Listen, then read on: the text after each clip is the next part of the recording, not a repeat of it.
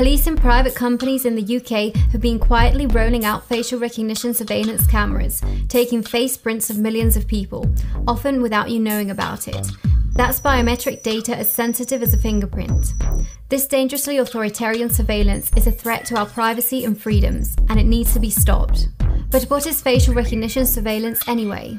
Facial recognition surveillance cameras scan all the faces they can see in a crowd to check people's identity against a database in real time. This works by rapidly creating a biometric face print of your face, sensitive data that uniquely identifies you, much like a fingerprint, and comparing this for similar matches on a database.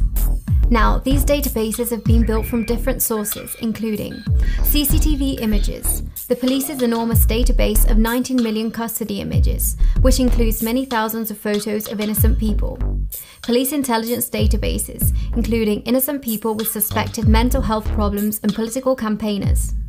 But the possibilities are endless. Some facial recognition companies even claim to check faces against internet data in real time, scanning social media sites like Facebook and Instagram to identify any profiles associated with you. Facial recognition cameras often look like normal CCTV cameras. They're anything but. Without your consent and often without your knowledge, they subject everyone within view to a biometric identity check. Live facial recognition in public spaces is a mass surveillance method and a huge expansion of the surveillance state. It inverts the vital democratic principle of suspicion preceding surveillance, treating entire populations like suspects. Police normally require a legal basis to check your identity or ask for your biometric data, but facial recognition surveillance introduces arbitrary identity checks to our society, turning us into walking ID cards subject to high-tech police lineups. At Big Brother Watch, we've been raising the alarm about live facial recognition for years. We took a report to Parliament in 2018 showing UK police forces lawlessly using it. 98% of matches misidentified innocent people. Research suggested black people and women risk being misidentified the most. In London, we saw police use facial recognition to misidentify a 14-year-old black boy in school uniform and treat him like a criminal.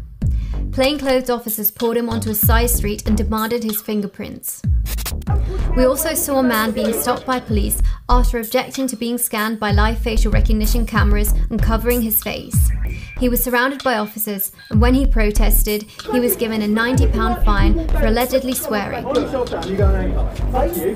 chap told me down the road, he said he got facial recognition. So I walked past like that. It's a cold day as well.